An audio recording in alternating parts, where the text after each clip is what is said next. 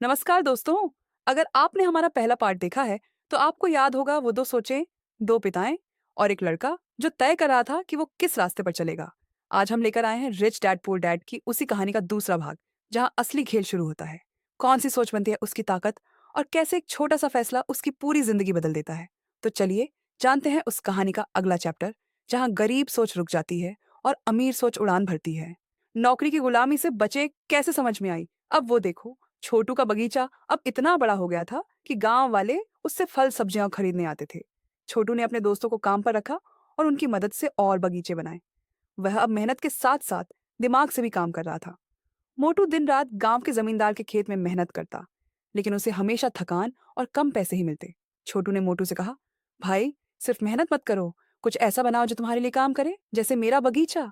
मोटू ने सोचना शुरू किया। प्रेरणा। मेहनत के साथ साथ ऐसी चीजें बनाओ जो तुम्हारे लिए पैसे कमाए, ताकि तुम्हें हमेशा काम न करना पड़े।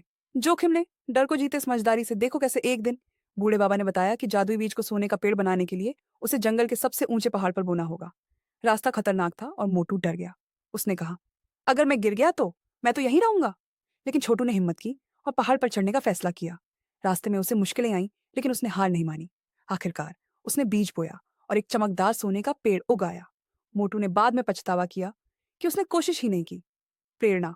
डर को छोड़ो और नए रास्तों पर चलने की हिम्मत करो। गलतियां होंगी, लेकिन उनसे सीखकर तुम आगे बढ़ सकते हो। खुद की जिम्मेदारी ले। ये भी सीखती।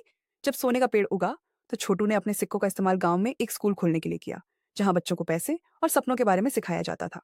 मोटू ने भी छोटू से सीखा और अपने छोटे से बगीचे की शुरुआत की। उसने समझ लिया कि उसका भविष्य उसकी मेहनत और समझदारी पर निर्भर करता है, न कि किस्मत पर। बूढ़े बाबा ने दोनों भाइयों को गले लगाया और कहा, तुम दोनों ने सीख लिया कि अपने सपनों की जिम्मेदारी खुद लेनी पड़ती है। प्रेरणा। तुम्हारे सपने तुम्हारी जिम्मेदारी हैं। अपनी सोच और मेहनत से तुम कुछ भी हासिल कर सकते हो। अंत। छोटू और मोटू अब गांव के सबसे खुशहाल और समझदार भाई बन गए। सोने का पेड़ उनके लिए सिर्फ सिक्के नहीं लाया, बल्कि एक नई सोच दी।